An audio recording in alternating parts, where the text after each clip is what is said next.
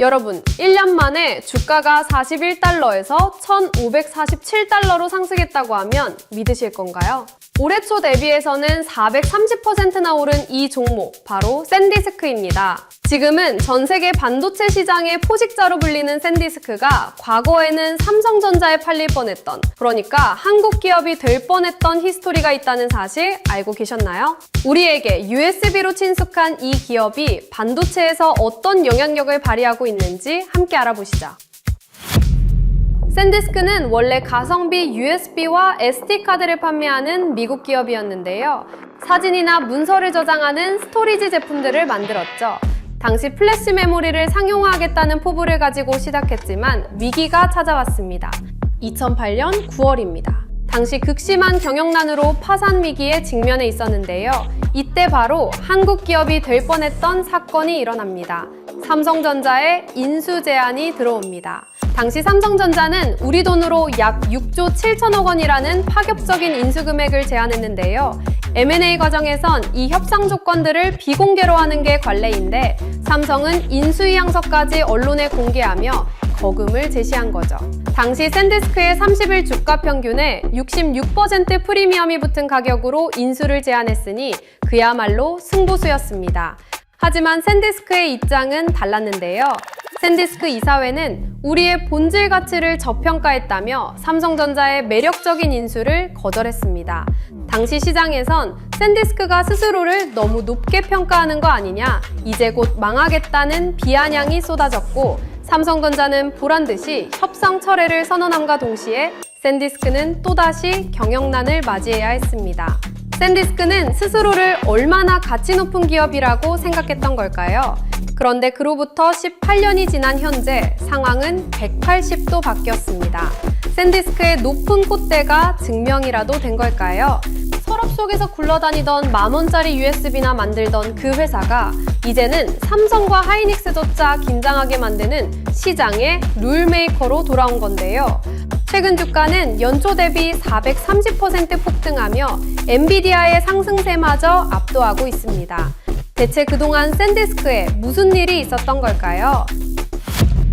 첫 번째 포인트는 웨스턴 디지털이라는 감옥에서의 탈출입니다. 사실 샌디스크는 지난 2016년 하드디스크, 즉 HDD의 강자 웨스턴 디지털에 190억 달러라는 거액에 인수되었습니다. 하지만 이 동거는 시너지는커녕 서로의 발목을 잡는 비극적인 8년이 됐습니다. 사실 이 샌디스크가 일왕이라고 볼 수 있는 플래시 메모리는 SSD인데요. HDD 중심의 모기업에서 이 샌디스크의 SSD가 제대로 된 지원을 받을 리 만무했죠.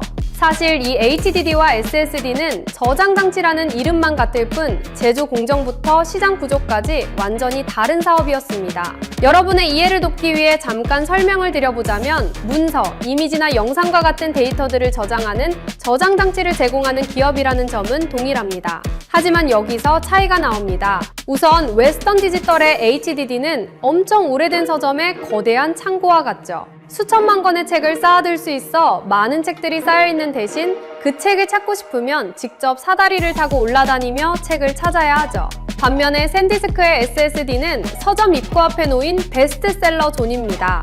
요즘 제일 잘 나가는 책들만 올라가고 사람들의 눈에 띄기 위해 작은 권수들만 놓인 덕에 빨리 필요한 책을 찾을 수 있는 거죠. 즉, 둘 다 서점이라는 점은 같지만 모기업인 웨스턴 디지털은 엄청 큰 창고를, 샌디스크는 소수의 베스트셀러 책들만을 저장합니다.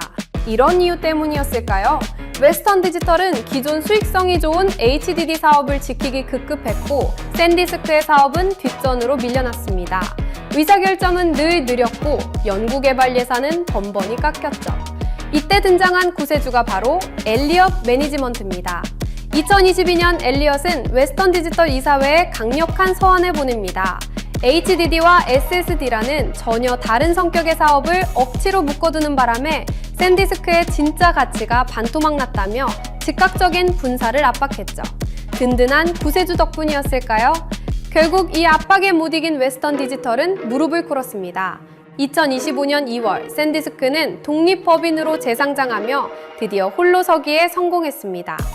이제 자유의 몸이 되어 족쇄를 풀고 나오자마자 모기업의 눈치를 볼 필요도 없이 AI 전용 스토리지 시장에 모든 자본과 인력을 쏟아붓기 시작했습니다.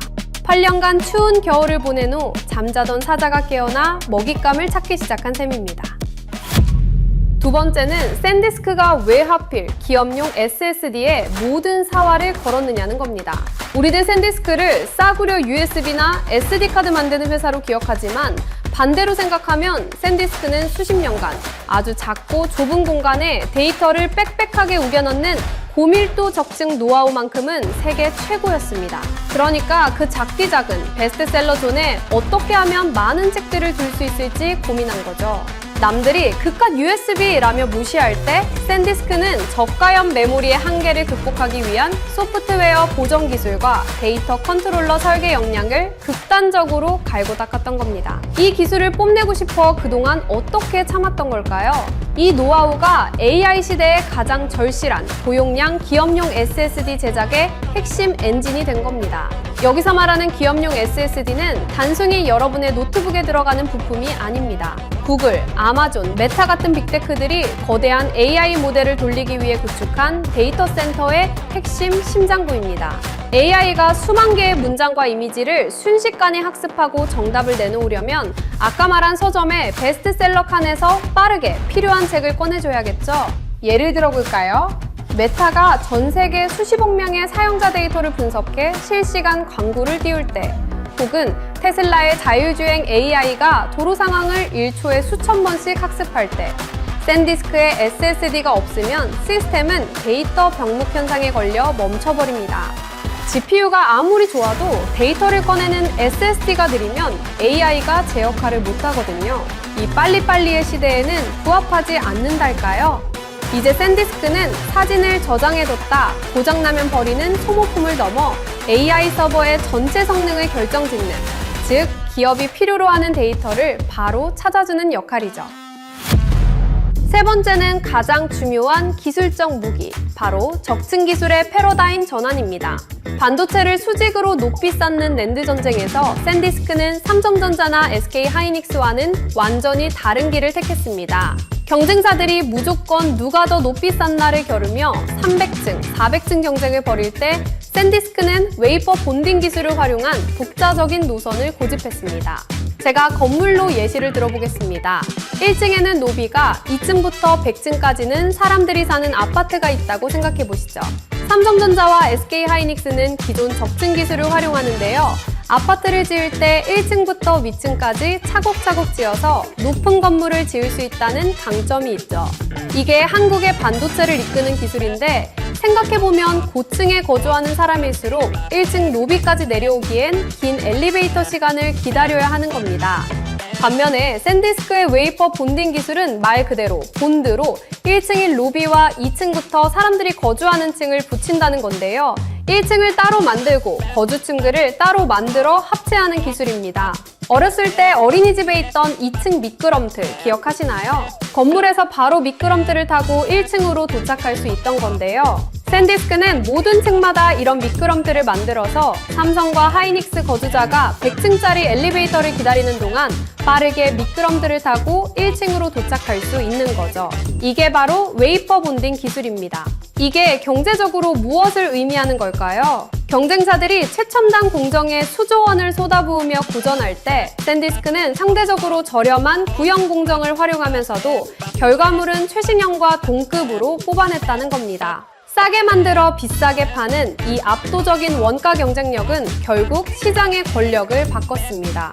최근 낸드 플래시 공급 부족이 2028년까지 이어질 것이라는 전망이 나오자 이제 시장의 가격을 정하는 프라이스 메이커는 삼성이 아니라 샌디스크가 됐습니다.